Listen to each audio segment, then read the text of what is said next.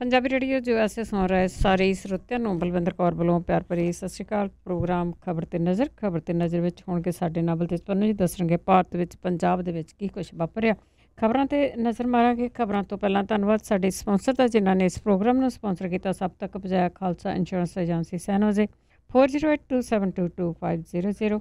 ਹਰ ਇੱਕ ਤਰ੍ਹਾਂ ਦੀ ਇੰਸ਼ੋਰੈਂਸ ਕਰਦੇ ਨੇ। ਗੁਰਦੀਪ ਸਿੰਘ ਬਿਰਦੀ ਕਲੋਵਸ ਰਾਮ ਸਿੰਘ ਸ਼ੇਰਗਿੱਲ ਸਲਮਾ रणवीर सिंह राणा विकर स्पीड सुरिंदर सिंह गिल स्टॉकटन मनजीत सिंह दीवाना अमरजीत सिंह खंगूड़ा दविंदर सिंह दीप सिंह सिंधी तलवण मनदीप टवाना मनदीप सिंह फ्रजनो धर्म सिंह रघुवीर कौर सलमा अमरीक सिंह खख सैक्रामेंटो अमरजीत ते तेजरूप सिंह चौहान। बहुत बहुत धन्यवाद करते हैं। प्रोग्रामां नूं स्पॉन्सर करते हो सब तक पहुँचाते हो। साडे नाल जुड़ चुके हैं बलतेज पन्नू। सत श्री अकाल, स्वागत है जी। ਧੰਨਵਾਦ ਜੀ, ਬਹੁਤ ਮਿਹਰਬਾਨੀ। ਗੱਲ ਕਰਦੇ ਹੈਗੇ ਆ ਕੋਵਿਡ-19 ਦੀ ਤੇ ਹੁਣ ਭਾਰਤ ਦੇ ਵਿੱਚ ਬੇਕਾਬੂ ਹੋ ਰਿਹਾ। ਬਿਲਕੁਲ ਜੀ, ਇਸ ਵੇਲੇ ਹਾਲਾਤ ਜਿਹੜੇ ਨੇ ਜੀ ਉਹ ਬੇਕਾਬੂ ਵੱਲ ਨੂੰ ਹੀ ਜਿਹੜਾ ਉਹ ਵੱਧ ਰਹੇ ਆ। ਜੇ ਆਪਾਂ ਗੱਲ ਜਿਹੜੀ ਦੀ ਉਹ ਕਰੀਏ ਟੈਲੀ ਦੇ ਲਿਹਾਜ਼ ਦੇ ਨਾਲ, ਜਿਹੜੀ ਮਿੰਟ ਬਾਈ ਮਿੰਟ ਜਿਹੜਾ ਜੀ ਉਹ ਦੱਸ ਰਹੀ ਹੈ ਕਿ ਕੀ ਹਾਲਾਤ ਨੇ। 2,87,155 ਨੂੰ ਪਹੁੰਚ ਗਈ ਹੋਈ ਹੈ ਜੀ ਗਿਣਤੀ, ਔਰ ਇੱਕ ਦਿਨ ਦੇ ਵਿੱਚ ਇਹਦੇ ਮੁਤਾਬਕ 11,000 ਤੋਂ ਉੱਪਰ 11,156 ਕੇਸ ਜਿਹੜੇ ਆ ਜੀ ਉਹ ਆਏ ਆ। ਮਹਾਰਾਸ਼ਟਰ ਸਟਿਲ ਜਿਹੜਾ ਜੀ ਬਹੁਤ ਉੱਪਰ ਹੈ ਇਹਨਾਂ ਨੰਬਰਾਂ ਦੇ ਮਾਮਲੇ 'ਚ। 94,000 ਤੋਂ ਉੱਪਰ ਕ੍ਰਾਸ ਕਰ ਗਿਆ ਜੀ ਮਹਾਰਾਸ਼ਟਰ, ਔਰ ਬਿਨਾਂ ਸ਼ੱਕ ਦੇ ਮੁੰਬਈ ਇਹਦੇ ਵਿੱਚ ਜਿਹੜੀ ਜੀ ਉਹ ਫਸੀ ਹੋਈ ਹੈ। ਦਿੱਲੀ 32,810 ਕੇਸ ਨੇ, 1,500 ਕੇਸ ਇੱਕ ਦਿਨ 'ਚ ਆਏ ਆ। ਮਹਾਰਾਸ਼ਟਰ 'ਚ 3,253 ਕੇਸ ਇੱਕ ਦਿਨ ਦੇ ਵਿੱਚ ਜਿਹੜਾ ਜੀ ਉਹ ਆਏ ਆ। ਇਹ ਹਾਲਾਤ ਜਿਹੜੇ ਜੀ ਉਹ ਬਾਕੀ ਸੂਬਿਆਂ ਦੇ ਵੀ ਬਣੇ ਆ। ਰਾਜਸਥਾਨ ਨੇ ਆਪਣੀਆਂ ਸਰਹੱਦਾਂ ਫੇਰ ਜਿਹੜੀਆਂ ਉਹ ਸੀਲ ਕਰ ਦਿੱਤੀਆਂ, ਔਰ ਇਹ ਉਹਨੇ ਬੰਦ ਕਰਤਾ ਜੀ ਆਉਣਾ ਜਾਣਾ ਜਿਹੜਾ। ਔਰ ਇਹ ਕਿਹਾ ਜਾ ਰਿਹਾ ਵਾਰਨਿੰਗ ਜਿਹੜੀ ਆ ਉਹ ਮਹਾਰਾਸ਼ਟਰ ਦੇ ਮੁੱਖ ਮੰਤਰੀ ਨੇ ਵੀ ਦੇ ਦਿੱਤੀ ਹੈ ਵੀ ਸੁਧਰ ਜਾਓ, ਨਹੀਂ ਤਾਂ ਲੋਕਡਾਊਨ ਜਿਹੜਾ ਜੀ ਉਹ ਫਿਰ ਬੰਦ ਕਰ ਦਿਆਂਗੇ, ਲੋਕਡਾਊਨ ਮੁੜ ਕੇ ਲਾ ਦਿਆਂਗੇ। ਭਾਵ ਇਹ ਜਿਹੜੀਆਂ ਛੋਟਾਂ ਦਿੱਤੀਆਂ ਨੇ ਉਹ ਵਾਪਸ ਜਿਹੜੀਆਂ ਉਹ ਲੈ ਲਾਂਗੇ। ਹਾਲਾਤ ਦਿੱਲੀ ਦੇ ਵੀ ਤੁਹਾਨੂੰ ਦੱਸਿਆ ਜਿਹੋ ਜਿਹੇ ਜਿਹੜਾ ਜੀ ਉਹ ਬਣੇ ਪਏ ਆ। ਹਾਲਾਤ ਪੰਜਾਬ ਦੇ ਵੀ ਜਿਹੜੇ ਜੀ ਉਹ ਸੁਖਾਵੇਂ ਨਹੀਂ। ਇੱਕ ਦਿਨ ਦੇ ਵਿੱਚ 86 ਕੇਸ ਜਿਹੜੇ ਆ ਉਹ ਆਏ ਆ। ਇੱਕ ਮੌਤ ਜਿਹੜੀ ਆ ਉਹ ਹੋਈ ਆ। ਮਲੇਰਕੋਟਲਾ ਦੇ ਨਾਲ ਸੰਬੰਧਿਤ ਇਹ ਬਜ਼ੁਰਗ ਸੀਗਾ, ਕਰੋਨਾ ਵਾਇਰਸ ਕਰਕੇ ਇਹਦੀ ਮੌਤ ਹੋਈ ਆ। ਸੰਗਰੂਰ ਜ਼ਿਲ੍ਹੇ ਦੇ ਵਿੱਚ ਹੋਣ ਵਾਲੀ ਇਹ ਪਹਿਲੀ ਮੌਤ ਆ। ਪਟਿਆਲੇ ਦੇ ਵਿੱਚ ਇਹ ਜ਼ੇਰੇ ਇਲਾਜ ਜਿਹੜਾ ਜੀ ਉਹ ਸੀਗਾ।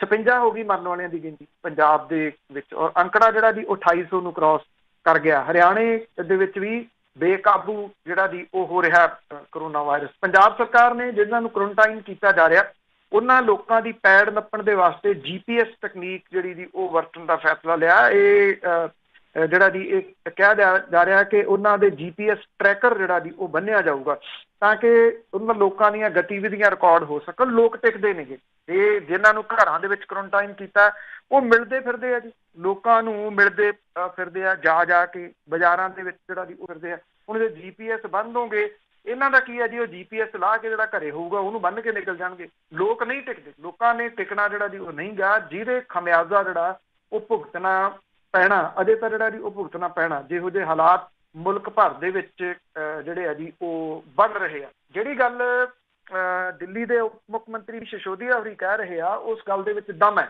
ਤੇ ਦਿੱਲੀ ਦੇ ਵਿੱਚ ਇਹ ਕਮਿਊਨਿਟੀ ਸਪਰੈਡ ਹੋ ਗਿਆ, ਔਰ ਕਮਿਊਨਿਟੀ ਸਪਰੈਡ ਹੁਣ ਜਿਹੜਾ ਜੀ ਅੱਗੇ ਪਤਾ ਨਹੀਂ ਲੱਗ ਰਿਹਾ। ਕੱਲੀ ਦਿੱਲੀ ਦੀ ਗੱਲ ਨਹੀਂ ਹੈਗੀ ਜੀ, ਬਾਕੀ ਥਾਵਾਂ ਦੇ ਉੱਤੇ ਵੀ ਇਹੀ ਹਾਲਾਤ ਜਿਹੜੇ ਉਹ ਬਣ ਰਹੇ ਆ। ਜੇ ਆਪਾਂ ਅੰਮ੍ਰਿਤਸਰ ਦੀ ਗੱਲ ਕਰੀਏ ਤਾਂ ਅੰਮ੍ਰਿਤਸਰ ਦੇ ਵਿੱਚ ਵੀ ਜਿਹੜੇ ਕੇਸ ਹੁਣ ਆ ਰਹੇ ਆ ਸਾਹਮਣੇ, ਉਹਨਾਂ ਦਾ ਸੋਰਸ ਨਹੀਂ ਅੱਗੋਂ ਜਿਹੜਾ ਉਹ ਪਤਾ ਲੱਗ ਰਿਹਾ ਕਿ ਇਹਨਾਂ ਨੂੰ ਕਿਹਦੇ ਰਾਹੀਂ ਜਿਹੜਾ ਜੀ ਹੋਇਆ। ਜਦੋਂ ਸੋਰਸ ਦਾ ਪਤਾ ਨਹੀਂ ਲੱਗਦਾ ਤੇ ਫਿਰ ਉਹ ਜਿਹੜਾ ਜੀ ਉਹ ਕਮਿਊਨਿਟੀ ਸਪਰੈਡ ਹੈ। ਜਿਵੇਂ ਇਟਲੀ ਦੇ ਵਿੱਚ ਹੋਇਆ, ਜਿਵੇਂ USA ਦੇ ਵਿੱਚ ਜਿਹੜਾ ਉਹ ਹੋਇਆ ਸੀਗਾ। ਹਾਂ, ਇੱਥੇ ਇਹ ਆ ਉਹ ਸਰਕਾਰਾਂ ਮੰਨਦੀਆਂ ਵੀ ਸਾਡੇ ਹਾਲਾਤ ਜਿਹੜੇ ਜੀ ਮਾੜੇ ਆ ਤੇ ਉਹਨਾਂ ਨੇ ਇੰਤਜ਼ਾਮ ਕੀਤੇ। ਇੱਥੇ ਸਰਕਾਰ ਮੰਨਣ ਦੇ ਵਾਸਤੇ ਜਿਹੜਾ ਜੀ ਉਹ ਨਹੀਂ ਤਿਆਰ। ਜਦੋਂ ਇੰਨੇ ਕੇਸਾਂ ਦੀ ਗੱਲ ਆਉਂਦੀ ਕਿ ਇੰਨੇ ਕੇਸ ਜਿਹੜੇ ਆ ਜੀ ਉਹ ਹੋ ਗਏ ਤੇ ਨਾਲ ਦੀ ਨਾਲ ਇਹ ਜਿਹੜਾ ਜੀ ਉਹ ਅੰਕੜੇ ਦਿੰਦੇ ਆਹ ਦੇਖੋ ਜੀ ਠੀਕ ਹੋਣ ਵਾਲੇ ਜਿਹੜਾ ਅੰਕੜਾ ਆ ਉਹ ਉਹਦੇ ਤੋਂ ਵੱਧ ਹੋਊਗਾ। ਵੱਧ ਬੜੀ ਚੰਗੀ ਗੱਲ ਆ ਜੀ, ਉਹ ਵੱਧ ਜਿਹੜੀ ਜੀ ਹੋਊਗਾ। ਪਰ ਜਿਹੜੇ ਇੰਨੀ ਤੇਜ਼ੀ ਦੇ ਨਾਲ ਹੁਣ ਕੇਸ ਆਉਣੇ ਸ਼ੁਰੂ ਹੋ ਗਏ, ਹੁਣ ਤਾਂ 10,000 ਨੂੰ ਵੀ ਜਿਹੜਾ ਜੀ ਉਹ ਕ੍ਰਾਸ ਕਰ ਗਏ। ਇਹਦਾ ਜਵਾਬ ਜਿਹੜਾ ਜੀ ਬਿਲਕੁਲ ਬੇਕਾਬੂ ਹੋ ਜਾਊਗਾ ਜੀ। ਬੇਕਾਬੂ ਜੇ ਲੋਕ ਨਾ ਸੁਧਰੇ ਤਾਂ ਅੱਗੇ ਭਾਜਪਾ ਤੇ ਕਾਂਗਰਸ ਦੀ ਜੇ ਗੱਲ ਕਰੀਏ, ਇਹਨਾਂ ਦੇ ਵਿਚਾਲੇ ਵੀ ਜਿਹੜੀ ਸ਼ਬਦੀ ਜੰਗ ਆ ਉਹ ਬੜੀ ਤੇਜ਼ ਹੋਈ ਆ ਚਾਈਨਾ ਦੇ ਸੰਬੰਧਾਂ ਨੂੰ ਲੈ ਕੇ।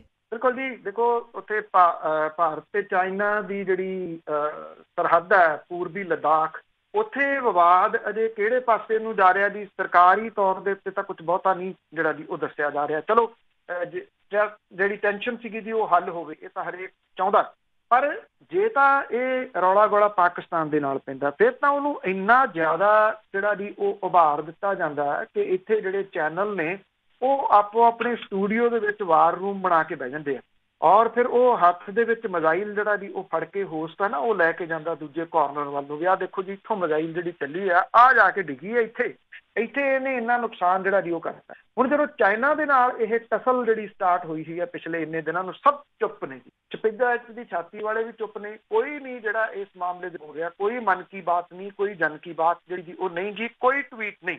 ਰਾਹੁਲ ਗਾਂਧੀ ਨੇ ਕੁਝ ਸਵਾਲ ਜਿਹੜੇ ਜੀ ਪਿਛਲੇ ਦਿਨਾਂ ਦੇ ਵਿੱਚ ਵੀ ਉਠਾਏ ਸੀ, ਉਹਨੇ ਇਹ ਗੱਲ ਆਖੀ ਸੀਗੀ ਕਿ ਇਹ ਦੱਸਿਆ ਜਾਵੇ ਕਿ ਕੀ ਚਾਈਨੀਜ਼ ਫੌਜੀ ਜਿਹੜੇ ਨੇ ਉਹ ਇੱਧਰ ਭਾਰਤ ਵਾਲੇ ਸਾਈਡ ਦੇ ਉੱਤੇ ਆਏ ਨੇ, ਕਿੰਨੀ ਜਗ੍ਹਾ ਦੇ ਉੱਤੇ ਉਹ ਆ ਗਏ ਨੇ, ਇਹਦਾ ਕੋਈ ਜਵਾਬ ਨਹੀਂ ਜਿਹੜਾ ਜੀ ਉਹ ਦਿੱਤਾ। ਹੁਣ ਰਾਹੁਲ ਗਾਂਧੀ ਨੇ ਇਹ ਸਵਾਲ ਉਠਾਏ ਕਿ ਜਿਹੜਾ ਪ੍ਰਧਾਨ ਮੰਤਰੀ ਨੇ ਉਹਨਾਂ ਦੀ ਖਾਮੋਸ਼ੀ ਕਿਉਂ ਆਏ ਇਸ ਮਸਲੇ ਦੇ ਉੱਤੇ, ਉਹ ਇਸ ਮਾਮਲੇ ਦੇ ਉੱਤੇ ਇੱਕ ਵੀ ਲਫ਼ਜ਼ ਜਿਹੜਾ ਬੋਲਣ ਦੇ ਵਾਸਤੇ ਤਿਆਰ ਕਿਉਂ ਨਹੀਂ। ਭਾਜਪਾ ਜਵਾਬ ਦਿੰਦੀ ਹੈ, ਭਾਜਪਾ ਕਹਿੰਦੀ ਇਹ 1962 ਵਾਲਾ ਭਾਰਤ ਨੀਗਾ, ਮਤਲਬ ਕਿ ਜਦੋਂ 1962 ਦੇ ਵਿੱਚ ਜਿਹੜੀ ਚਾਈਨਾ ਦੇ ਨਾਲ ਜੰਗ ਹੋਈ ਸੀ ਉਹ ਨੀਗਾ, ਇਹ ਨਵਾਂ ਭਾਰਤ ਹੈ।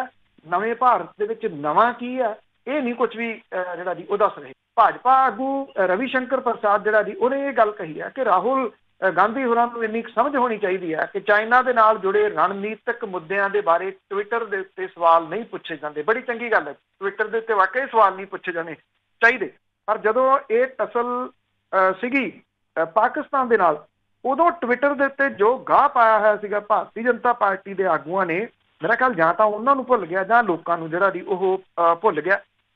ਉਹਨਾਂ ਨੇ ਇਹ ਗੱਲ ਕਹੀ ਹੈ ਕਿ ਭਾਰਤ ਸ਼ਾਂਤੀਪੂਰਨ ਢੰਗ ਦੇ ਨਾਲ ਵਿਵਾਦਾਂ ਦਾ ਨਿਬੇੜਾ ਕਰਨਾ ਚਾਹੁੰਦਾ ਤੇ ਅਸੀਂ ਨਿਮਰਤਾ ਦੇ ਨਾਲ ਗੱਲ ਆਖਣੀ ਚਾਹੁੰਦੇ ਹਾਂ ਕਿ ਭਾਰਤ 2020 ਦਾ ਭਾਰਤ ਹੈ, 1962 ਦਾ ਭਾਰਤ ਨਹੀਂ।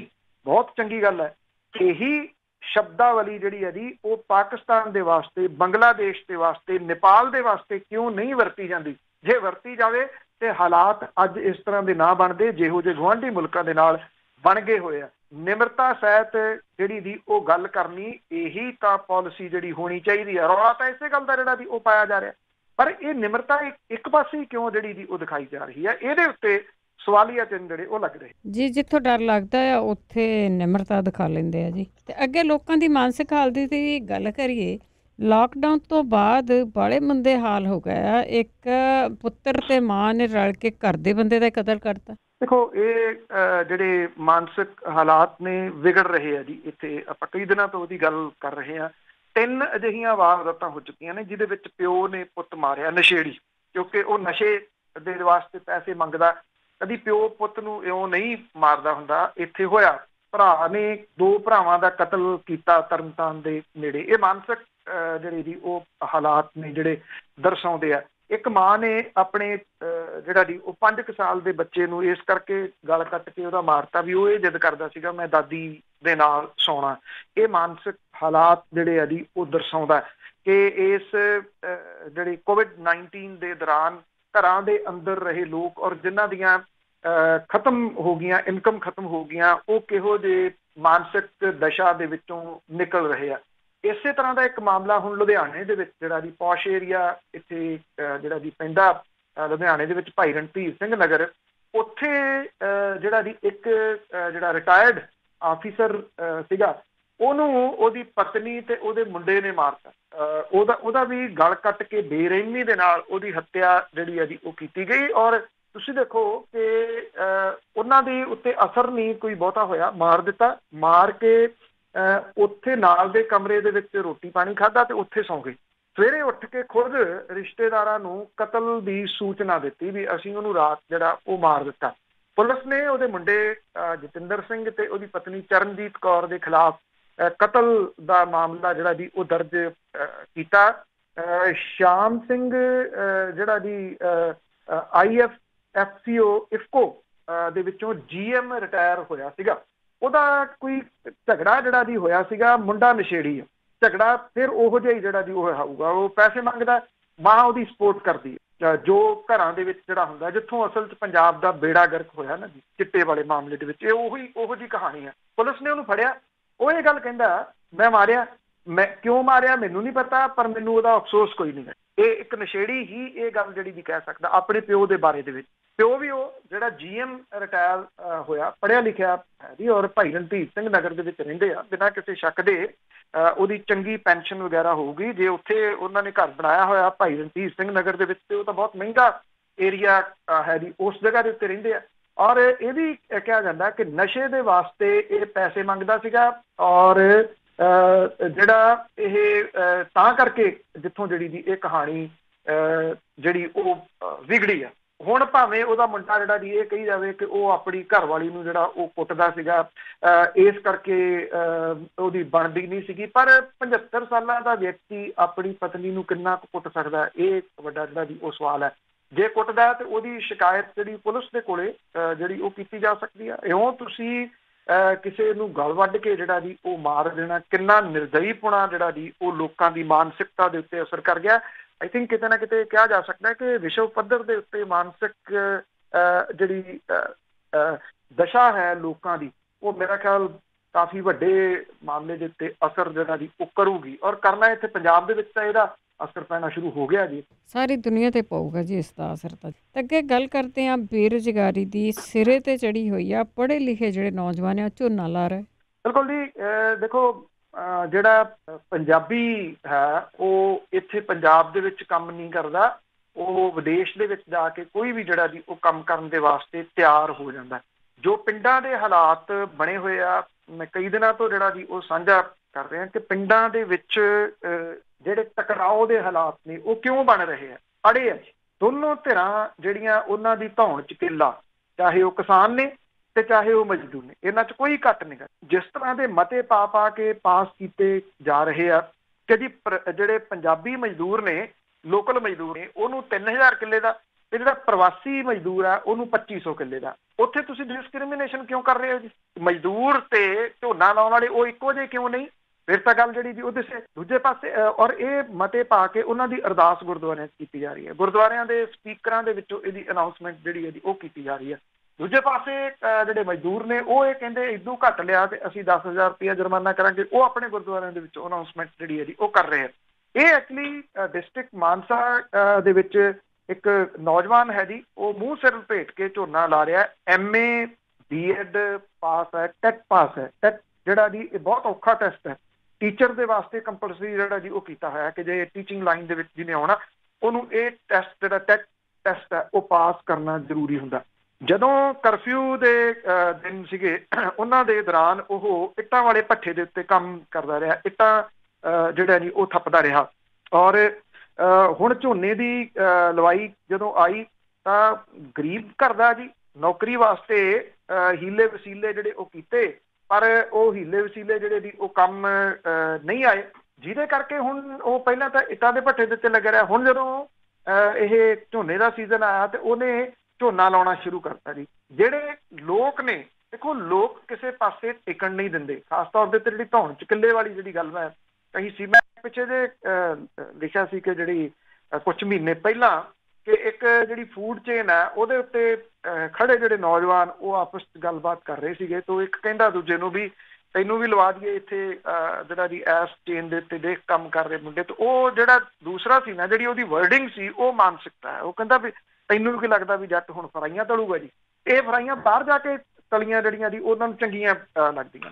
ਜਿਹੜੇ ਇਹਨੂੰ ਇਸ ਕਰਕੇ ਨਾਲਵੇ ਪਿੰਡ ਦੇ ਵਿੱਚ ਜਾ ਕੇ ਝੋਨਾ ਲਾਉਂਦਾ ਕਿ ਜਿਹੜੇ ਉਹਦੇ ਜਾਣਕਾਰ ਨੇ ਜਿਹੜੇ ਪਿੰਡ ਵਾਲੇ, ਉਹਨਾਂ ਨੂੰ ਇਹ ਪਤਾ ਕਿ ਇਹ ਹਾਈਲੀ ਐਜੂਕੇਟਡ ਹੈ, MA B.Ed ਉਹ ਹੈ, ਔਰ ਉਹਨੂੰ ਮਾਸਟਰ ਜੀ ਕਹਿ ਕੇ ਪਿਕਚਰ ਕਰਦੇ ਝੋਨਾ ਲਾਉਂਦੇ ਦੇਖ ਕੇ ਉਹ ਮੂੰਹ ਸਿਰ ਬੰਨ ਕੇ ਜਿਹੜਾ ਦੀ। ਹਾਲਾਂਕਿ ਇਸ ਵਿਅਕਤੀ ਨੂੰ ਤਾਂ ਸ਼ਾਬਾਸ਼ ਮਿਲਣੀ ਚਾਹੀਦੀ ਆ, ਉਹਨੂੰ ਸਨਮਾਨਿਤ ਕੀਤਾ ਜਾਣਾ ਚਾਹੀਦਾ, ਜਿਹੜਾ ਕਿ ਸਰਕਾਰਾਂ ਦੇ ਮੂੰਹ ਦੇ ਉੱਤੇ ਜਿਹੜੀਆਂ ਕਹਿੰਦੀਆਂ ਘਰ ਘਰ ਨੌਕਰੀ, ਉਹਨਾਂ ਦੇ ਮੂੰਹ ਦੇ ਉੱਤੇ ਥੱਪੜ ਮਾਰ ਰਿਹਾ ਇੱਕ ਕਿਸਮ ਦੇ ਨਾਲ। ਇੰਨਾ ਪੜ੍ਹਿਆ ਲਿਖਿਆ ਜਿਹੜਾ ਦੀ ਉਹ ਕੋਈ ਚਿੱਟਾ ਵੇਚਣ ਨਹੀਂ ਲੱਗਿਆ, ਕੋਈ ਸਮਗਲਿੰਗ ਨਹੀਂ ਕਰਨ ਲੱਗਿਆ, ਉਹ ਮਿਹਨਤ ਜਿਹੜਾ ਦੀ ਉਹ ਕਰ ਰਿਹਾ, ਔਰ ਆਪਣੇ ਪਰਿਵਾਰ ਦੇ ਨਾਲ ਜਿਹੜਾ ਦੀ ਸਾਥੀਆਂ ਦੇ ਨਾਲ ਉਹ ਝੋਨੇ ਦੀ ਲਵਾਈ ਦੇ ਵਿੱਚ ਜਿਹੜਾ ਦੀ ਉਹ ਲੱਗਿਆ ਹੋਇਆ। ਉਹ ਕਹਿੰਦਾ ਕਿ ਪੂਰਾ ਦਿਨ ਟੀਚਰਾਂ ਦਾ ਉਹਨੂੰ ਸਾਹਮਣਾ ਕਰਨਾ ਪੈਂਦਾ। ਕੋਈ ਕਹਿੰਦਾ ਖਿੱਚੀ ਆ ਮਾਸਟਰ ਕਿਵੇਂ ਮਾਸਟਰਾਂ ਆਉਂਦਾ ਪਸੀਨਾ, ਉਹਨੂੰ ਜਿਹੜਾ ਦੀ ਕਹਿ ਕੇ ਨੇੜਿਓਂ ਜਿਹੜਾ ਦੀ ਉਹ ਲੰਘਦੇ। ਇਹ ਧੌਣ ਦੇ ਵਿੱਚ ਜਿਹੜਾ ਦੀ ਉਹ ਗੱਡੇ ਹੋਏ ਕਿੱਲੇ ਨੇ ਜਿਹੜੇ ਨਿਕਲ ਨਹੀਂ ਰਹੇ ਪੰਜਾਬੀਆਂ। ਬਾਹਰ ਆ ਕੇ ਤਾਂ ਬਹੁਤ ਕੁਝ ਕਰ ਲੈਂਦੇ ਜੀ, ਟੋਲਟਾਂ ਵੀ ਸਾਫ਼ ਕਰ ਲਈਦੀਆਂ ਆ, ਉੱਥੇ ਨਹੀਂ ਕਰਨਾ ਕੁਛ। ਤੇ ਅੱਗੇ ਮੋਗੇ ਦੇ ਲਾਗੇ ਇੱਕ ਜ਼ਮੀਨ ਘਟਾਲਾ ਹੋਇਆ ਤੇ ਆਮ ਆਦਮੀ ਪਾਰਟੀ ਨੇ ਮਾਮਲਾ ਚੱਕਿਆ। ਦੇਖੋ ਘਟਾਲੇ ਬਸ ਤੁਸੀਂ ਕਹਿ ਲਓ ਕਿ ਉਸੇ ਤਰੀਕੇ ਦੇ ਨਾਲ ਜਿਹੜਾ ਦੀ ਜਾਰੀ ਨੇ, ਨਾਂ ਬਦਲ ਗਏ, ਰੰਗ ਬਦਲ ਗਏ। ਨੈਸ਼ਨਲ ਹਾਈਵੇ 105B ਆ ਜਿਹੜੀ ਇਹਦੇ ਵਾਸਤੇ ਅਕਵਾਇਰ ਕੀਤੀ ਗਈ ਜ਼ਮੀਨ ਸੀ, ਉਹਨੂੰ ਕਾਂਗਰਸੀ ਆਗੂਆਂ ਦੇ ਵੱਲੋਂ ਸਸਤੇ ਭਾਅ ਦੇ ਵਿੱਚ ਖਰੀਦ ਕੇ ਕਿਸਾਨਾਂ ਨੂੰ ਕਰੋੜਾਂ ਰੁਪਈਏ ਦਾ ਚੂਨਾ ਲਾਉਣ ਦੇ ਜਿਹੜੇ ਦੀ ਸਮੇਤ ਪ੍ਰੂਫ ਜਿਹੜੇ ਆ ਹਰਪਾਲ ਸਿੰਘ ਚੀਮਾ ਹੋਰਾਂ ਨੇ ਪ੍ਰੈਸ ਕਾਨਫਰੰਸ ਦੇ ਵਿੱਚ ਜਿਹੜਾ ਦੀ ਉਹ ਲਾਏ। ਇਹਦੇ ਵਿੱਚ ਮਾਲ ਮੰਤਰੀ ਗੁਰਪ੍ਰੀਤ ਸਿੰਘ ਕਾਂਗੜ ਤੇ ਮੋਗੇ ਤੋਂ ਕਾਂਗਰਸੀ ਵਿਧਾਇਕ ਹਰਜੋਤ ਕਮਲ ਦੇ ਉੱਤੇ ਉਹਨਾਂ ਨੇ ਕਥਿਤ ਰੂਪ ਦੇ ਵਿੱਚ ਜਿਹੜੇ ਜੀ ਉਹ ਦੋਸ਼ ਲਾਏ। ਇਹ ਕਿਹਾ ਕਿ ਸੱਤਾਧਾਰੀ ਧਿਰ ਦੇ ਆਗੂ ਅਫਸਰਾਂ ਨੇ ਇਸ ਘੁਟਾਲੇ ਨੂੰ ਅੰਜਾਮ ਦਿੱਤਾ। ਹੋਇਆ ਜਿਹੜਾ ਜੀ ਇਹ ਆ ਕਿ ਬਠਿੰਡਾ ਅੰਮ੍ਰਿਤਸਰ ਹਾਈਵੇ ਨੂੰ ਬਾਘਾ ਪੁਰਾਣਾ, ਮੋਗਾ, ਧਰਮਕੋਟ ਰਾਹੀਂ ਜਲੰਧਰ, ਜੰਮੂ ਤੇ ਰਾਮਪੁਰਾ ਫੂਲ ਦੀਆਂ ਜ਼ਮੀਨਾਂ ਅਕਵਾਇਰ ਹੋਈਆਂ। 10 ਜਨਵਰੀ 2020 ਨੂੰ ਇਹ ਜ਼ਮੀਨ ਦੀ ਪਛਾਣ ਲਈ ਪਹਿਲਾ ਨੋਟੀਫਿਕੇਸ਼ਨ ਹੋਇਆ, ਜਦੋਂ ਕਿ ਨੋਟੀਫਿਕੇਸ਼ਨ ਦੇ ਜਾਰੀ ਕਰਨ ਤੋਂ ਪਹਿਲਾਂ ਸੱਤਾਧਾਰੀ ਕਾਂਗਰਸ ਦੇ ਆਗੂ ਤੇ ਸੰਬੰਧਿਤ ਅਧਿਕਾਰੀਆਂ ਨੂੰ ਪ੍ਰੋਜੈਕਟ ਦੇ ਬਾਰੇ ਪਤਾ ਲੱਗ ਗਿਆ ਸੀ। ਦੂਜਾ ਨੋਟੀਫਿਕੇਸ਼ਨ 21 ਮਈ 2020 ਤੇ ਅਖੀਰਲਾ ਨੋਟੀਫਿਕੇਸ਼ਨ 22 ਮਈ 2020 ਨੂੰ ਜਾਰੀ ਹੋਇਆ। ਨਵੰਬਰ 19 ਤੋਂ ਲੈ ਕੇ ਮਈ 2020 ਤੱਕ NH 105 ਲਈ ਅਕਵਾਇਰ ਕੀਤੀ ਜਾਣ ਵਾਲੀ ਜ਼ਮੀਨ ਦੀਆਂ 55 ਤੋਂ ਵੱਧ ਰਜਿਸਟਰੀਆਂ ਹੋ ਚੁੱਕੀਆਂ ਸੀ। ਔਰ ਮੋਗਾ ਹਲਕੇ ਦੀ ਵਿਧਵਾ ਮਨਜੀਤ ਕੌਰ ਦੀ 30 ਮਰਲੇ ਜ਼ਮੀਨ 61 ਲੱਖ ਰੁਪਏ ਦੇ ਵਿੱਚ 14 ਮਾਰਚ 2020 ਨੂੰ ਪਾਵਰ ਆਫ ਅਟਾਰਨੀ ਜਿਹੜੀ ਉਹ ਲੈ ਲਈ ਗਈ। ਤੁਸੀਂ ਹੈਰਾਨਗੀ ਦੇਖੋ, ਉਸੇ ਦਿਨ ਜ਼ਮੀਨ ਦੀ ਰਜਿਸਟਰੀ ਹੋ ਗਈ ਜਿੱਦਣ ਪਾਵਰ ਆਫ ਅਟਾਰਨੀ ਮਿਲਦੀ ਹੈ, ਉਸੇ ਦਿਨ ਹੀ ਇੰਤਕਾਲ ਹੋ ਗਿਆ। ਇੰਤਕਾਲ ਕਦੀ ਵੀ 24 ਘੰਟਿਆਂ ਦੇ ਵਿੱਚ ਨਹੀਂ ਹੁੰਦਾ, ਕਿਉਂਕਿ ਇਹਦੇ ਵਾਸਤੇ ਕੁਝ ਦਿਨ ਜਿਹੜੇ, ਜੇ ਮੰਨ ਲਓ ਇੱਥੇ ਕਿਸੇ ਨੇ ਇੰਤਕਾਲ ਕਰਾਉਣਾ ਤਾਂ ਮਹੀਨਾ ਮੰਗਦਾ ਪਟਵਾਰੀ, 1 ਮਹੀਨਾ ਜਿਹੜਾ ਦੀ ਉਹ ਲੱਗੂਗਾ। ਇਹ ਉਸੇ ਦਿਨ ਹੀ ਹੋ ਗਿਆ। ਔਰ ਲੈਂਡ ਮਾਫੀਆ ਨੇ ਸਰਕਾਰ ਦੇ ਕੋਲੋਂ ਜ਼ਮੀਨ ਦੇ 1 ਕਰੋੜ 88 ਲੱਖ ਲੈ ਲਈ, 61 ਲੱਖ ਰੁਪਏ ਦੀ 30 ਮਰਲੇ ਜ਼ਮੀਨ ਸਰਕਾਰ ਕੋਲੋਂ ਲੈ ਲਈ ਜੀ 1 ਕਰੋੜ ਤੇ 88 ਲੱਖ। 30 ਮਰਲਿਆਂ ਦੇ ਵਿੱਚ 1 ਕਰੋੜ 20 ਲੱਖ ਰੁਪਈਆ ਜਿਹੜਾ ਸੀਗਾ ਜੀ ਉਹ ਕਮਾ ਲਿਆ 30 ਮਰਲਿਆਂ ਦੇ ਵਿੱਚ। ਔਰ ਬਾਕੀ ਜਿਹੜੀਆਂ 55 ਰਜਿਸਟਰੀਆਂ ਹੋਈਆਂ ਨੇ ਉਹਨਾਂ ਦੇ ਵਿੱਚ ਕਿੰਨੇ ਜਿਹੜਾ ਜੀ ਉਹ ਪੈਸੇ ਕਮਾਏ ਹੋਣਗੇ। ਤੁਸੀਂ ਲਾ ਕੇ ਚੱਲੋ ਜੀ 200-250 ਕਰੋੜ ਰੁਪਈਏ ਦਾ ਇਹ ਸਿੱਧਾ ਜਿਹੜਾ ਜੀ ਉਹ ਘਪਲਾ ਹੈ। ਪਰ ਗੱਲ ਤਾਂ ਇਹ ਹੈ ਨਾ ਜੀ, ਤੇ ਸਾਹਮਣੇ ਆ ਗਈ, ਪੇਪਰ ਜਿਹੜੇ ਜੀ ਉਹ ਸਾਹਮਣੇ ਆ ਗਏ। ਕਿਹਨੇ ਜਾਂਚ ਕਰਾਉਣੀ ਹੈ ਜੀ? ਘਪਲਾ ਤਾਂ ਇੱਥੇ ਆਬਕਾਰੀ ਵਿਭਾਗ ਦੇ ਵਿੱਚ ਵੀ ਹੋਇਆ। 5000 ਕਰੋੜ ਰੁਪਈਏ ਦਾ ਉਹ ਛੱਕ ਕੇ ਇੱਕ ਦਿਨ ਲੰਚ ਤੇ ਮੁੜ ਕੇ ਬੋਲੇ ਹੀ ਨਹੀਂ ਕੋਈ ਜਿਹੜਾ ਜੀ। ਘਪਲਾ ਤਾਂ ਬੀਜ ਦੇ ਮਾਮਲੇ ਦੇ ਵਿੱਚ ਵੀ ਹੋਇਆ। ਮੰਤਰੀ ਦਾ ਨਾਮ ਇੱਕ ਦਾ ਸਿੱਧਾ ਜਿਹੜਾ ਬੋਲਦਾ, ਉਹਦਾ ਮਹਿਕਮਾ ਵੀ ਹੈ ਨਹੀਂ ਗਾ। ਤੀਜੇ ਥਾਂ ਤੋਂ ਆ ਕੇ ਉਹ ਘਪਲਾ ਕਿਵੇਂ ਕਰ ਗਿਆ? ਬੜੀ ਹੈਰਾਨਗੀ ਵਾਲੀ ਗੱਲ ਹੈ ਜੀ। ਇਹ ਵੀ ਘਪਲਾ ਜਿਹੜਾ ਜੀ ਉਸੇ ਕਿਸਮ ਦਾ ਹੈ। ਲੋਕ ਜਿਹੜਾ ਜੀ ਹੁਣ ਤੁਸੀਂ ਦੇਖਣਾ ਇਹੋ ਜਿਹੇ ਘਪਲੇ ਸਾਹਮਣੇ ਆਉਣਗੇ। ਜਿਹੜਾ ਦਿੱਲੀ ਕਟੜਾ ਹਾਈਵੇ ਜਿਹੜਾ ਹੈ ਜੀ ਉਹਦੇ ਵਿੱਚ ਵੀ ਆਲਰੇਡੀ ਜ਼ਮੀਨਾਂ ਦੀਆਂ ਰਜਿਸਟਰੀਆਂ ਹੋ ਗਈਆਂ ਹੋਣੀਆਂ ਨੇ, ਜਿਹੜੀਆਂ ਇਹਨਾਂ ਨੂੰ ਅੰਦਰੋਂ ਪਤਾ ਲੱਗ ਜਾਂਦਾ ਜੀ, ਮੰਤਰੀਆਂ ਨੂੰ ਤੇ ਰਾਜਨੀਤਿਕਾਂ ਨੂੰ ਅੰਦਰੋਂ ਪਤਾ ਲਾ ਕੇ ਉਹ ਜ਼ਮੀਨਾਂ ਜਿਹੜੀਆਂ ਦੀ ਉਹ ਖਰੀਦ ਲੈਂਦੇ। ਤੁਹਾਡੇ ਹੁਸ਼ਿਆਰਪੁਰ ਡਿਸਟ੍ਰਿਕਟ ਦੇ ਵਿੱਚ ਕਿੱਡਾ ਵੱਡਾ ਘਪਲਾ ਜਿਹੜਾ ਦੀ ਉਹ ਹੋਇਆ ਸੀ। ਸੜਕ ਨਿਕਲਣੀ ਸੀ, ਉਹ ਪਲਾਟ ਲੈ ਕੇ ਐਵੇਂ ਬੂਟੇ ਜੇ ਲਾ ਕੇ ਨੀਹਾਂ ਭਰ ਕੇ ਉਹ ਦਿਖਾ ਦਿੱਤਾ ਗਿਆ ਵੀ ਇੱਥੇ ਤਾਂ ਕਲੋਨੀ ਹੈ, ਜਦੋਂ ਕਿ ਉਹ ਵਾਹੀ ਵਾਲੀ ਜਿਹੜੀ ਕਿਉਂਕਿ ਜਿਹੜੇ ਰੈਜ਼ੀਡੈਂਸ਼ੀਅਲ ਏਰੀਆ ਉਹਦੇ ਪੈਸੇ ਵੱਧ ਮਿਲਦੇ ਆ ਜੀ, ਉਹ ਲੈ ਲਈ ਸਸਤੀ, ਮੁੜ ਕੇ ਰੈਜ਼ੀਡੈਂਸ਼ੀਅਲ ਜਿਹੜੀ ਸੀ ਉਹ ਦਿਖਾ ਕੇ ਸਣੇ ਉਹ SDM ਤੇ ਦੂਜੇ ਤੀਜੇ ਸਾਰਿਆਂ ਨੇ ਰਲ ਕੇ ਕਰੋੜਾਂ ਰੁਪਏ ਦਾ ਘਪਲਾ ਕੀਤਾ ਸੀ। ਬਿਲਕੁਲ ਜੀ, ਕੁਛ ਨਹੀਂ ਹੋਇਆ। ਵੈਸੇ ਵੀ ਮੂਰਤਾਂ ਹੀ ਬਦਲੀਆਂ, ਜਿਸ ਤਰ੍ਹਾਂ ਤੁਸੀਂ ਪਹਿਲਾਂ ਕਿਹਾ ਆ, ਕੰਮ ਤਾਂ ਉਹੀ ਆ। ਤੇ ਅੱਗੇ ਅਗਵਾ ਕਾਂਡ ਦੀ ਜੇ ਗੱਲ ਕਰੀਏ, ਸੁਮੇਧ ਸੈਣੀ ਨੂੰ ਅਦਾਲਤ ਵਿੱਚ ਪੇਸ਼ ਹੋਣ ਦੇ ਹੁਕਮ। ਦੇਖੋ ਇਸ ਮਾਮਲੇ ਦੇ ਵਿੱਚ ਕੀ ਬਣਨਾ ਇਹ ਤਾਂ ਅਜੇ ਕੁਛ ਨਹੀਂ ਜਿਹੜਾ ਜੀ ਉਹ ਕਿਹਾ ਜਾ ਸਕਦਾ। ਪਿਛਲੇ ਦਿਨੀ ਗੱਲ ਸਾਂਝੀ ਕੀਤੀ ਕਿ CBI ਹਾਥੀ ਖੜੇ ਕਰ ਗਈ। ਉਹ ਕਹਿੰਦੇ ਸਾਡੇ ਕੋਲ ਰਿਕਾਰਡ ਹੀ ਕੋਈ ਨਹੀਂ ਹੈਗਾ। ਜਿਹੜਾ ਰਿਕਾਰਡ ਪੰਜਾਬ ਪੁਲਿਸ ਨੇ ਅਦਾਲਤ ਦੇ ਰਾਹੀਂ CBI ਤੋਂ ਮੰਗਿਆ ਸੀਗਾ। ਹੁਣ ਪੰਜਾਬ ਦੇ ਸਾਬਕਾ IAS ਅਧਿਕਾਰੀ ਦੇ ਪੁੱਤ ਸਿਟਕੋ ਦੇ ਜੂਨੀਅਰ ਇੰਜੀਨੀਅਰ ਜਿਹੜੇ ਸੀਗੇ ਬਲਵੰਤ ਸਿੰਘ ਮੁਲਤਾਨੀ ਨੂੰ 29 ਸਾਲ ਪਹਿਲਾਂ ਅਗਵਾ ਕਰਨ ਦੇ ਮਾਮਲੇ ਦੇ ਵਿੱਚ ਪੀੜਤ ਪਰਿਵਾਰ ਦਾ ਨਿਆਂ ਪ੍ਰਣਾਲੀ ਤੋਂ ਭਰੋਸਾ ਉੱਠਣਾ ਸ਼ੁਰੂ ਹੋ ਗਿਆ। ਔਰ ਪੀੜਤ ਪਰਿਵਾਰ ਦੇ ਵੱਲੋਂ ਜਿਹੜੇ ਸ਼ਿਕਾਇਤ ਕਰਨ ਵਾਲਾ ਪਲਵਿੰਦਰ ਸਿੰਘ ਮੁਲਤਾਨੀ ਹੈ, ਉਹ ਬਲਵੰਤ ਸਿੰਘ ਮੁਲਤਾਨੀ ਦਾ ਭਰਾ ਹੈ ਜੀ, ਉਹਨੇ ਸਰਕਾਰੀ ਵਕੀਲ ਸੰਜੀਵ ਬੱਤਰਾ ਦੇ ਰਾਹੀਂ ਅਦਾਲਤ ਦੇ ਵਿੱਚ ਅਰਜ਼ੀ ਦਾਇਰ ਕਰਕੇ ਸਾਬਕਾ DG ਸੁਮੇਧ ਸਿੰਘ ਤੇ ਹੋਰਨਾਂ ਖਿਲਾਫ ਕੇਸ ਦੀ ਸੁਣਵਾਈ ਕਿਸੇ ਹੋਰ ਅਦਾਲਤ ਦੇ ਵਿੱਚ ਤਬਦੀਲ ਕਰਨ ਦੀ ਮੰਗ ਕੀਤੀ ਹੈ। ਮੋਹਾਲੀ ਦੇ ਡਿਸਟ੍ਰਿਕਟ ਸੈਸ਼ਨ ਜੱਜ RS ਰਾਏ ਨੇ ਸਾਬਕਾ DGP ਸੁਮੇਧ ਸੈਣੀ ਨੂੰ ਨੋਟਿਸ ਜਾਰੀ ਕਰਕੇ 15 ਜੂਨ ਨੂੰ ਅਦਾਲਤ ਦੇ ਪੇਸ਼ ਹੋਣ ਲਈ ਕਿਹਾ। ਸਰਕਾਰੀ ਵਕੀਲ ਨੇ ਇਹ ਕਿਹਾ ਕਿ ਅਦਾਲਤ ਆਪਣਾ ਫੈਸਲਾ ਸੁਣਾਉਣ ਤੋਂ ਪਹਿਲਾਂ ਕੇਸ ਤਬਦੀਲੀ ਬਾਰੇ ਸਮੇਧ ਸੈਣੀ ਦੀ ਟਿੱਪਣੀ ਲੈਣਾ ਚਾਹੁੰਦੀ ਹੈ। ਮੋਹਾਲੀ ਦੇ ਡਿਸਟ੍ਰਿਕਟ ਸੈਸ਼ਨ ਮੋਨਿਕਾ ਗੋਇਲ ਜਿਹੜੀ ਆ ਉਹਦੀ ਅਦਾਲਤ ਨੇ 11 ਮਈ ਨੂੰ ਸਮੇਧ ਸੈਣੀ ਦੀ ਜ਼ਮਾਨਤ ਮਨਜ਼ੂਰ ਕਰ ਲਈ ਸੀ, ਔਰ ਹਫ਼ਤੇ ਬਾਅਦ 19 ਮਈ ਨੂੰ ਇਹਦੇ ਵਿੱਚ 4 ਜਿਹੜੇ ਮੁਲਜ਼ਮ ਸੀਗੇ, ਸਹਾਈ ਸ਼ਰਮਾ ਚੰਡੀਗੜ੍ਹ ਦਾ ਰਹਿਣ ਵਾਲਾ, ਜਗੀਰ ਸਿੰਘ ਚੰਡੀਗੜ੍ਹ ਦਾ ਰਹਿਣ ਵਾਲਾ, ਕੁਲਦੀਪ ਸਿੰਘ ਸੰਧੂ, ਮਨੀ ਮਾਜਰਾ, ਇਹਨਾਂ ਦੀ ਵੀ ਜ਼ਮਾਨਤ ਮੰਗੀ ਸੀ। ਔਰ ਇਹ ਚਾਰੇ ਮੁਲਜ਼ਮ ਜਿਹੜੇ ਜੀ ਯੂਪੀ ਪੁਲਿਸ ਦੇ ਵਿੱਚੋਂ ਇੰਸਪੈਕਟਰ ਦੇ ਅਹੁਦੇ ਤੋਂ ਰਿਟਾਇਰ ਹੋਏ ਆ। ਚੰਡੀਗੜ੍ਹ ਦੇ ਵਿੱਚ ਤੈਨਾਤੀ ਦੇ ਦੌਰਾਨ ਸਮੇਧ ਸੈਣੀ ਦੇ ਉਹ ਚਹੇਤੇ ਸੀਗੇ। ਉਧਰ ਸਮੇਧ ਸੈਣੀ ਨੇ ਜਿਹੜੇ ਸੈਣੀ ਨੇ ਉਹਨਾਂ ਖਿਲਾਫ ਧਾਰਾ 302 ਜੁਰਮ ਦੇ ਵਾਧੇ ਦਾ ਸ਼ੱਕ ਪ੍ਰਗਟ ਕਰਦਿਆਂ ਅਦਾਲਤ ਦਾ ਬੂਹਾ ਖੜਕਾਉਂਦਿਆਂ ਅਗਾਊਂ ਜ਼ਮਾਨਤ ਦੀ ਅਪੀਲ ਕੀਤੀ ਹੈ। ਅਦਾਲਤ ਨੇ ਸਾਬਕਾ ਡੀਜੀਪੀ ਨੂੰ ਮੁੜ ਕੇ ਰਾਹਤ ਦਿੰਦਿਆਂ ਪੁਲਿਸ ਨੂੰ ਨਿਰਦੇਸ਼ ਦਿੱਤੇ ਕਿ ਜੇ ਇਸ ਮਾਮਲੇ ਦੇ ਵਿੱਚ ਧਾਰਾ 302 ਦਾ ਵਾਧਾ ਕੀਤਾ ਜਾਂਦਾ ਤਾਂ ਸਮੇਧ ਸੈਣੀ ਨੂੰ ਗ੍ਰਿਫਤਾਰ ਨਾ ਕੀਤਾ ਜਾਵੇ। ਸਮੇਧ ਸੈਣੀ ਨੂੰ ਬਾਰ-ਬਾਰ ਵੱਡੀ ਰਾਹਤ ਦੇਣ ਤੋਂ ਖਫਾ ਜਿਹੜਾ ਪੀੜਤ ਪਰਿਵਾਰ ਹੈ, ਉਹਨੇ ਇਸ ਕੇਸ ਦੀ ਸੁਣਵਾਈ ਕਿਸੇ ਦੂਜੀ ਅਦਾਲਤ ਦੇ ਵਿੱਚ ਤਬਦੀਲ ਕਰਨ ਦੀ ਫਰਿਆਦ ਕੀਤੀ। ਹੁਣ 15 ਜੂਨ ਨੂੰ ਸਮੇਧ ਸੈਣੀ ਨੂੰ ਜਿਹੜਾ ਜੀ ਉਹ ਅਦਾਲਤ ਨੇ ਸੱਦਿਆ।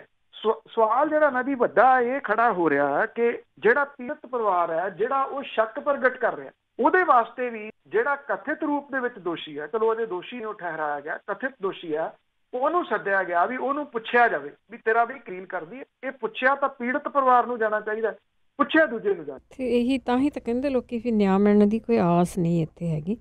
ਅੱਗੇ ਦਿੱਲੀ ਦੇ ਹਸਪਤਾਲਾਂ ਦੀ ਜੇ ਗੱਲ ਕਰੀਏ ਤਾਂ ਉੱਥੇ ਸਕਰੀਨ ਲਾਉਣੇ ਪੈਣਗੇ ਕਿ ਕਿੰਨੇ ਬੈੱਡ ਅਵੇਲੇਬਲ ਆ।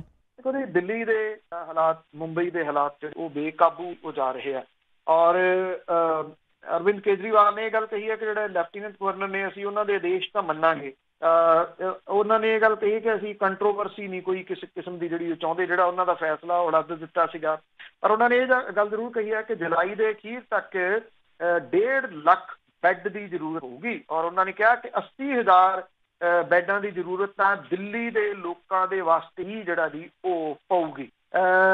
ਹਾਲਾਤ ਇਹ ਨੇ ਜਿਹੜਾ ਦੀ ਜਲਗਾਓਂ ਦੇ ਮਹਾਰਾਸ਼ਟਰ ਦੇ ਵਿੱਚ ਜਿਹੜਾ ਦੀ ਉਹ ਪੈਂਦਾ, ਇੱਕ ਕਰੋਨਾ ਵਾਇਰਸ ਦਾ ਜਿਹੜਾ ਦੀ ਪੀੜਤ ਮਰੀਜ਼ ਸੀਗਾ, ਉਹ 2 ਜੂਨ ਤੋਂ ਲਾਪਤਾ ਸੀ ਜੀ, ਔਰਤ ਸੀ, 2 ਜੂਨ ਤੋਂ ਲਾਪਤਾ ਸੀਗੀ। 1 ਜੂਨ ਨੂੰ ਉਹਨੂੰ ਹਸਪੀਟਲ ਲਿਆਂਦਾ ਗਿਆ ਸੀਗਾ, ਉਹਨੂੰ ਲੱਭਦੇ ਫਿਰਦੇ ਸੀਗੇ ਜੀ। ਉਹ ਹੁਣ ਉਹਦਾ ਜਿਹੜੀ ਡੈੱਡ ਬੋਡੀ ਆ ਉਹ ਵਾਸ਼ਰੂਮ ਚੋਂ ਜਿਹੜਾ ਦੀ ਉਹ ਮਿਲੀ, ਉਹ ਵੀ ਉਦੋਂ ਜਦੋਂ ਬੋ ਜਿਹੜੀ ਜੀ ਉਹ ਆਉਣ ਲੱਗ ਗਈ। ਇਹ ਹਾਲਾਤ ਜਿਹੜੇ ਜੀ ਉਹ ਹਸਪੀਟਲਾਂ ਦੇ ਬਣ ਰਹੇ ਆ। ਜਿਹੜੇ ਪ੍ਰਾਈਵੇਟ ਹਸਪੀਟਲ ਨੇ ਦਿੱਲੀ ਦੇ, ਜਿਨ੍ਹਾਂ ਦੇ ਬਾਰੇ ਐਪ ਵੀ ਜਾਰੀ ਕੀਤਾ ਇੱਕ ਜਿਹੜੀ ਸਰਕਾਰ ਨੇ, ਹੁਣ ਜਿਹੜਾ ਦੀ ਇਹ ਗੱਲ ਕਹੀ ਹੈ ਕਿ ਜਿਹੜੇ ਹਸਪਤਾਲਾਂ ਦੇ ਵਿੱਚ, ਪ੍ਰਾਈਵੇਟ ਹਸਪੀਟਲਾਂ ਦੇ ਵਿੱਚ ਜਿਹੜੇ ਬੈੱਡ ਨੇ, ਉਹਨਾਂ ਦੀ ਕਾਲਾ ਬਾਜ਼ਾਰੀ ਜਿਹੜੀ ਸਾਹਮਣੇ ਆ ਰਹੀ ਆ। ਉਹ ਮੂੰਹ ਮੰਗੀ ਫੀਸ ਦੀ ਵਸੂਲੀ ਜਿਹੜੀ ਹੈ ਉਹ ਕਰ ਰਿਹਾ। ਇਹਦੇ ਤਹਿਤ ਉਪ ਰਾਜਪਾਲ ਨੇ ਸਖਤੀ ਜਿਹੜੀ ਦਿਖਾਈ ਹੈ। ਇਹ ਕਿਹਾ ਕਿ ਸਾਰੇ ਪ੍ਰਾਈਵੇਟ ਹਸਪੀਟਲ ਵੱਡੀ ਇੱਕ LED ਸਕਰੀਨ ਲਾ ਕੇ ਵੱਡੇ ਅੱਖਰਾਂ ਦੇ ਵਿੱਚ ਜਾਣਕਾਰੀ ਦੇਣ ਕਿ ਉੱਥੇ ਕਰੋਨਾ ਤੇ ਗੈਰ ਕਰੋਨਾ ਮਰੀਜ਼ਾਂ ਦੇ ਕਿੰਨੇ ਬੈੱਡ ਹੈ, ਔਰ ਰੂਮ ਚਾਰਜ ਵੀ ਡਿਸਪਲੇ ਕਰਨੇ ਹੋਣਗੇ ਕਿ ਇੰਨੇ ਚਾਰਜਸ ਦੇ ਜੀ ਉਹ ਲੱਗਣਗੇ। ਬੜੀਆਂ ਸਾਰੀਆਂ ਰਿਕਾਰਡਿੰਗ ਸਾਹਮਣੇ ਆਈਆਂ ਜਿਹਦੇ ਵਿੱਚ ਇਹ ਕਾਲਾ ਬਾਜ਼ਾਰੀ ਜਿਹੜੀ ਜੀ ਉਹ ਦਿਖਾ ਰਿਹਾ। ਔਰ ਉਹਦੇ ਵਿੱਚ ਉਹ ਇਹ ਕਹਿ ਰਿਹਾ ਕਿ ਠੀਕ ਹੈ, ਮਰੀਜ਼ ਲਿਆਓ, ਇੰਨੇ ਦਿਨ ਦੇ ਇੰਨੇ ਲੱਖ ਜਿਹੜੇ ਜੀ ਉਹ ਲੱਗਣਗੇ। ਕਿੰਨੇ ਲੱਖ? ਕੋਈ 8 ਲੱਖ ਜਿਹੜਾ ਜੀ ਦੱਸ ਰਿਹਾ, ਕੋਈ 4 ਲੱਖ ਦੱਸ ਰਿਹਾ, ਕੋਈ 5 ਲੱਖ ਜਿਹੜਾ ਉਹ ਦੱਸ ਰਿਹਾ। ਜਿੰਨਾ ਮੂੰਹ ਉਹਨਾਂ ਦੇ ਆਉਂਦਾ ਜੀ ਉਹਨੇ ਪੈਸੇ ਉਹ ਇਹ ਲੋਕ ਜਿਹੜੇ ਜੀ ਉਹ ਮੰਗੀ ਜਾ ਰਹੇ ਆ। ਹੁਣ ਦੇਖਣਾ ਇਹ ਹੈ ਕਿ ਕਿਉਂਕਿ ਲੋਕ ਜਿਹੜੇ ਫਸੇ ਹੋਏ ਉਹ ਵਿਚਾਰੇ ਕੀ ਕਰਨ, ਇਹ ਡਿਸਪਲੇ ਸਕਰੀਨ ਜਿਹੜੀ ਹੈ ਜੀ ਉਹ ਕਿੰਨੀ ਕੁ ਮਦਦਗਾਰ ਜਿਹੜੀ ਉਹ ਸਾਬਤ ਹੋ। ਇੱਕ ਗੱਲ ਜ਼ਰੂਰ ਹੈਗੀ ਹੈ, ਜੇ ਦਿੱਲੀ ਦੀ ਸਰਕਾਰ ਕੋਈ ਫੈਸਲਾ ਲੈਂਦੀ ਹੈ ਤੇ ਉਹ ਉਪ ਰਾਜਪਾਲ ਉਹਨੂੰ ਜਿਹੜਾ ਜੀ ਉਹ ਉਡਾ ਦਿੰਦਾ। ਕਹਾਣੀ ਕੀ ਹੈ ਕਿ ਤੁਸੀਂ ਇਸ ਮਹਾਮਾਰੀ ਦੇ ਵਿੱਚ ਵੀ ਉਹੀ ਸਿਆਸਤ ਉਹ ਕਰੀ ਜਾ ਰਹੇ ਹੋ। ਲੋਕ ਮਰਦੇ ਨੇ ਤਾਂ ਮਰੀ ਜਾਣ ਦਿਓ, ਸਿੰਪਲ ਜਿਹਾ ਜੀ। ਇਹ ਜਿਹੜੇ ਲੋਕ ਨੇ, ਇਹਨਾਂ ਦੇ ਤਾਂ ਉਹ ਹਾਲਾਤ ਬਣੇ ਹੋਏ ਆ ਵੀ ਲੋਕ ਮਰਦੇ ਆ, ਉਹਨਾਂ ਨੂੰ ਮਰੀ ਜਾਣ ਦਿਓ, ਇਹਨਾਂ ਦੀ ਸਿਹਤ ਦੇ ਉੱਤੇ ਕੋਈ ਬਹੁਤਾ ਅਸਰ ਨਹੀਂ। ਜੀ ਕਾਫੀ ਟਾਈਮ ਤੇ ਇਹਨਾਂ ਦੀ ਕਸ਼ਮਕਸ਼ ਇਸੇ ਤਰ੍ਹਾਂ ਚੱਲੀ ਜਾਂਦੀ ਤੇ ਅਖੀਰ ਦੇ ਵਿੱਚ ਸਤਲੁਜ ਕੰਢੇ ਬੈਠੇ ਲੋਕਾਂ ਦੀ ਜੇ ਗੱਲ ਕਰੀਏ, ਉਹਨਾਂ ਨੂੰ ਫਿਕਰ ਮਾਰ ਰਿਹਾ ਕਿ ਮਾਫੀਆ ਜਿਹੜਾ ਉਹ ਬੰਨ ਵੱਢ ਕੇ ਲਈ ਜਾਂਦਾ, ਉਹ ਕਿਸੇ ਵੇਲੇ ਵੀ ਰੁੜ ਸਕਦੇ ਆ। ਸਤਲੁਜ ਦੇ ਨੇੜੇ ਤੇੜੇ 700 ਪਿੰਡ ਜਿੱਥੇ ਜਦੋਂ ਮੀਂਹ ਜਾਂ ਬਰਸਾਤਾਂ ਆਉਣੀਆਂ ਹੁੰਦੀਆਂ ਨੇ, ਉਹਨਾਂ ਨੂੰ ਫਿਕਰ ਲੱਗ ਜਾਂਦਾ ਜੀ। ਕਿਉਂਕਿ 2019 ਦੇ ਵਿੱਚ ਆਪਾਂ ਉਦੋਂ ਲਗਾਤਾਰ ਜਿਹੜੀ ਉਹ ਕਵਰੇਜ ਕੀਤੀ ਕਿ ਕਿਵੇਂ ਜਿਹੜਾ ਸੀਗਾ ਬੰਨ ਟੁੱਟੇ, 300 ਪਿੰਡ ਡੁੱਬ ਗਏ ਇਹਦੇ ਵਿੱਚ, ਔਰ 25,000 ਤੋਂ ਜ਼ਿਆਦਾ ਲੋਕ ਜਿਹੜੇ ਸੀ ਉਹ ਬੇਘਰ ਹੋ ਗਏ। 6 ਲੋਕਾਂ ਦੀ ਮੌਤ ਹੋਈ ਸੀਗੀ। ਉਹ ਤਾਂ ਪੰਜਾਬ ਧੁੱਕ ਪਿਆ ਉਦੋਂ ਸਾਰਾ ਰਾਸ਼ਨ ਪਾਣੀ ਲੈ ਕੇ, ਪੱਠੇ ਦਿੱਤੇ, ਤੂੜੀ ਜਿਹੜੀ ਦੀ ਉਹ ਲੈ ਕੇ। ਲੋਕ ਨਾ ਆਉਂਦੇ, ਕੀ ਹਾਲਾਤ ਇਹਨਾਂ ਲੋਕਾਂ ਦੇ ਜਿਹੜੇ ਦੀ ਉਹ ਬਣਤੀ। ਸਰਕਾਰਾਂ ਨਾ ਉਦੋਂ ਕੱਖ ਕੀਤਾ ਜੀ, ਨਾ ਬਾਅਦ ਦੇ ਵਿੱਚ ਹੀ ਕੁਝ ਜਿਹੜਾ ਉਹ ਕੀਤਾ। ਜੇ ਇਸ ਏਰੀਏ ਦੇ ਵਿੱਚ ਕਿਸੇ ਨੇ ਸ਼ਲਾਘਾਯੋਗ ਕੰਮ ਕੀਤਾ ਤਾਂ ਉਹ ਬਲਵੀਰ ਸਿੰਘ ਸੀਚੇਵਾਲ ਹੋਰੀ। ਉਹਨਾਂ ਨੇ ਲੋਕਾਂ ਨੂੰ ਨਾਲ ਲੈ ਕੇ ਲਗਾਤਾਰ ਜਿਹੜੇ ਬੰਨ੍ਹ ਨੇ ਉਹਨਾਂ ਨੂੰ ਮਜ਼ਬੂਤ ਕਰਨ ਦਾ ਜਿਹੜਾ ਜੀ ਉਹ ਕੰਮ ਆਰੰਭਿਆ ਹੋਇਆ, ਅੱਜ ਵੀ ਜਿਹੜਾ ਜੀ ਉਹ ਜਾਰੀ ਹੈ। ਉਹਨਾਂ ਨੇ ਮਿੱਟੀ ਜਿਹੜੀ ਆ ਜੀ ਉਹ ਕੱਢ ਕੇ ਇੱਥੇ ਬੰਨਾਂ ਦੇ ਉੱਤੇ ਲਾਈ ਹੈ, ਸਰਕਾਰੀ ਮਦਦ ਦੇ ਨਾਲ ਨਹੀਂ, ਬਲਕਿ ਪਿੰਡਾਂ ਦੇ ਲੋਕਾਂ ਦੀ ਮਦਦ ਦੇ ਨਾਲ। ਪਿੰਡਾਂ ਦੇ ਲੋਕਾਂ ਨੇ ਵੀ 500 ਰੁਪਈਆ ਜਿੱਦਾਂ ਪਰ ਘਰ ਨੂੰ ਲਾਤਾ ਜੀ ਸਾਰੇ ਪਿੰਡਾਂ ਨੇ, ਔਰ ਉਹ ਪੈਸਾ ਇਕੱਠਾ ਕਰਕੇ ਉਹ ਡੀਜ਼ਲ ਪਵਾਇਆ ਗਿਆ ਟਰੈਕਟਰ ਲੋਕਾਂ ਦੇ। ਇਹਦੀ ਅਗਵਾਈ ਬਾਬਾ ਸੀਚੇਵਾਲ ਹੋਰਾਂ ਨੇ ਕੀਤੀ, ਕਿਉਂਕਿ ਮਸ਼ੀਨਰੀ ਉਹਨਾਂ ਕੋਲੇ ਵੀ ਹੈਗੀ, ਇੰਨੀ ਨਹੀਂ ਕਿ ਉਹ ਪੂਰੇ ਦਾ ਪੂਰਾ ਬੰਨ ਜਿਹੜਾ ਜੀ ਬੰਨ ਦੇਣ, ਪਰ ਬਹੁਤ ਕੰਮ ਉਹਨਾਂ ਨੇ ਕੀਤਾ। ਇਹਦੇ ਬਾਵਜੂਦ ਇੱਥੋਂ ਜਿਹਦੇ ਕਰਕੇ ਹੜ੍ਹ ਆਏ ਸੀ ਉਹ ਹੈ ਰੇਤ ਮਾਫੀਆ। ਮਾਫੀਆ ਨੂੰ ਕੋਈ ਠੱਲ ਨਹੀਂ ਪਈ। ਉਹ ਉਸੇ ਤਰੀਕੇ ਦੇ ਨਾਲ ਆਪਣੇ ਵੱਡੇ ਟਿੱਪਰ ਜਿਹੜੇ ਆ ਜੀ ਉਹ ਭਰ ਕੇ ਲਈ ਜਾਂਦਾ। ਉਹ ਧੁੱਸੀ ਬੰਨ ਲਗਾਤਾਰ ਬਿਠਾ ਰਿਹਾ, 60 ਫੁੱਟ ਡੂੰਘਾ, 70 ਫੁੱਟ ਡੂੰਘੀਆਂ ਖੱਡਾਂ ਜਿਹੜੀਆਂ ਦੀ ਪੱਟ ਕੇ ਉੱਥੋਂ ਲਈ ਜਾਂਦਾ। ਉਹਨੇ ਥੋੜੀ ਦੇਖਣਾ ਜੀ ਕਿ ਇਹਦੇ ਨਾਲ ਬੰਨ ਨੂੰ ਕਿੰਨਾ ਨੁਕਸਾਨ ਜਿਹੜਾ ਜੀ ਉਹ ਪਹੁੰਚ ਰਿਹਾ। ਇੱਥੇ ਜਿਹੜੇ ਪਿੰਡਾਂ ਦੇ ਲੋਕ ਨੇ ਉਹ ਡਰ ਰਹੇ। ਪਿਛਲੇ ਦਿਨੀ ਪਹਾੜਾਂ ਦੇ ਵਿੱਚ ਲਗਾਤਾਰ ਮੀਂਹ ਪਿਆ, ਸਤਲੁਜ ਦੇ ਵਿੱਚ ਪਾਣੀ ਜਿਹੜਾ ਜੀ ਉਹ ਚੜ ਗਿਆ। ਭਾਖੜਾ ਡੈਮ ਤੋਂ ਵੀ ਕਈ ਲੱਖ ਕਿਊਸਕ ਜਿਹੜਾ ਸੀ ਪਾਣੀ ਉਹ ਛੱਡਿਆ ਗਿਆ। ਹਿਮਾਚਲ ਤੋਂ ਪੰਜਾਬ ਆਉਣ ਵਾਲੀ ਸੋਨ ਨਦੀ ਦਾ ਪਾਣੀ ਵੀ ਸਿੱਧਾ ਸਤਲੁਜ ਦੇ ਵਿੱਚ ਆਇਆ, ਜਿਹਦੇ ਕਰਕੇ ਕਈ ਪਿੰਡ ਜਿਹੜੇ ਜੀ ਉਹਨਾਂ ਦੇ ਨੇੜੇ ਤੇੜੇ ਪਾਣੀ ਆ ਗਿਆ। ਲੋਕ ਡਰ ਗਏ। ਇਹ ਵੀ ਕਿਹਾ ਜਾ ਰਿਹਾ ਜੀ ਕਿ ਇਸ ਵਾਰੀ ਮੀਂਹ ਜਿਹੜੇ ਨੇ ਉਹ ਜ਼ਿਆਦਾ ਨੇ। ਜੇ ਮੰਨਿਆ ਜਾਵੇ ਤਾਂ ਪਹਾੜਾਂ ਦੇ ਵਿੱਚ ਤੀਜੇ ਚੌਥੇ ਦਿਨ ਮੀਂਹ ਜਿਹੜਾ ਜੀ ਉਹ ਪੈ ਜਾਂਦਾ। ਡੈਮ ਦੇ ਵਿੱਚੋਂ ਪਾਣੀ ਛੱਡਿਆ ਜਾਣ ਲੱਗਿਆ ਤਾਂ ਕਿ ਜਦੋਂ ਮੀਂਹ ਪੈਣ ਤੇ ਉਦੋਂ ਪਿਛਲੀ ਵਾਰੀ ਮੁਸੀਬਤ ਨਾ ਆਵੇ ਵੀ ਇੱਕਦਮ ਜਿਹੜਾ ਜੀ ਫਿਰ ਪਾਣੀ ਛੱਡਣਾ ਪਵੇ। ਇਸ ਕਰਕੇ ਉਹ ਪਹਿਲਾਂ ਜਿਹੜਾ ਜੀ ਉਹ ਪਾਣੀ ਛੱਡ ਰਹੇ ਨੇ। ਲੋਕ ਡਰਨੇ ਜਿਹੜਾ ਜੀ ਉਹ ਸ਼ੁਰੂ। ਜਲੰਧਰ, ਰੋਪੜ, ਫਿਰੋਜ਼ਪੁਰ ਜ਼ਿਲ੍ਹੇ ਦੇ ਸਤਲੁਜ ਦੇ ਨਾਲ ਲੱਗਦੇ ਜਿਹੜੇ ਪਿੰਡ ਨੇ ਉਹਨਾਂ ਦੇ ਉੱਤੇ ਉਹ ਇਹ ਕਹਿੰਦੇ ਆ ਕਿ ਸਰਕਾਰ ਨੇ ਸਾਨੂੰ ਬਚਾਉਣਾ ਕੀ ਸੀਗਾ। ਜਿਉਂ ਹੜ੍ਹ ਆਏ ਪਿਛਲੇ, ਮੁੜ ਕੇ ਸਰਕਾਰ ਨੇ ਜਿਹੜੀ ਜੀ ਉਹ ਸਾਰ ਨਹੀਂ ਲਈ ਆ ਕੇ। ਜੇ ਸਾਰ ਜਿਹੜੀ ਦੀ ਉਹ ਲਈ ਤੇ ਉਹ ਸਿਰਫ ਇਹਦੇ ਲੋਹੀਆਂ, ਸੁਲਤਾਨਪੁਰ ਲੋਧੀ, ਗਿੱਦੜ ਪਿੰਡੀ ਵਾਲੇ ਏਰੀਏ ਦੇ ਵਿੱਚ ਇੱਥੇ ਲਈ ਦੀ ਬਾਬਾ ਸੀਚੇਵਾਲ ਹੋਰਾਂ ਨੇ। ਧੁੱਸੀ ਬੰਨ ਦੇ ਉੱਤੇ ਜਿਹੜਾ ਪਿੰਡਾਂ ਦਾ ਟ੍ਰੈਫਿਕ ਚੱਲਦਾ, ਸਰਕਾਰ ਨੇ ਇਹਨੂੰ ਕੋਈ ਪੱਕਿਆ ਨਹੀਂ ਕੀਤਾ। ਉਹ ਛੋਟਾ ਟ੍ਰੈਫਿਕ ਤਾਂ ਝੱਲ ਲੈਂਦੇ ਆ। ਇਹ ਜਿਹੜੇ ਵੱਡੇ ਟਿੱਪਰ ਨੇ ਉਹ ਜਿਹੜੇ ਕਈ ਕੁਇੰਟਲ ਦੇ ਐਕਚੁਅਲੀ ਉਹ ਇਸ ਬੰਨ ਨੂੰ ਲਗਾਤਾਰ ਜਿਹੜਾ ਜੀ ਤੋੜ ਰਹੇ ਆ। ਔਰ ਇਹਦੇ ਉੱਤੇ ਕਿਉਂਕਿ ਮਾਫੀਏ ਦੇ ਉੱਤੇ ਤਾਂ ਕੰਟਰੋਲ ਹੀ ਕੋਈ ਨਹੀਂ ਨਾ ਜੀ, ਸਰਕਾਰ ਦਾ ਕੋਈ ਕੰਟਰੋਲ ਨਹੀਂ ਗਾ, ਜਿਹਦੇ ਕਰਕੇ ਜਿਹੜਾ ਜੀ ਹਾਲਾਤ ਇੱਕ ਵਾਰੀ ਫੇਰ ਇੱਥੇ ਮਾੜੇ ਬਣ ਸਕਦੇ ਆ ਬਰਸਾਤਾਂ ਦੇ। ਜੀ ਬਹੁਤ ਧੰਨਵਾਦ ਬਲਤੇਜ ਪੰਨੂ ਜੀ। ਮਿਹਰਬਾਨੀ ਜੀ, ਧੰਨਵਾਦ ਜੀ, ਸਤਿ ਸ਼੍ਰੀ ਅਕਾਲ ਜੀ। ਤੇ ਸਰੋਤੇ ਸਨ ਬਲਤੇਜ ਪੰਨੂ ਜੀ ਸਾਡੇ ਨਾਲ ਜੁੜਦੇ ਨੇ, ਕਰਦੇ ਨੇ ਖਬਰਾਂ। ਇਸੇ ਦੇ ਨਾਲ ਸਾਡਾ ਅੱਜ ਦਾ ਬੁਲੇਟਿਨ ਇੱਥੇ ਸਮਾਪਤ। ਬਲਵਿੰਦਰ ਕੌਰ ਵੱਲੋਂ ਆਪ ਸਭ ਨੂੰ ਪਿਆਰ ਭਰੀ ਸਤਿ ਸ਼੍ਰੀ ਅਕਾਲ।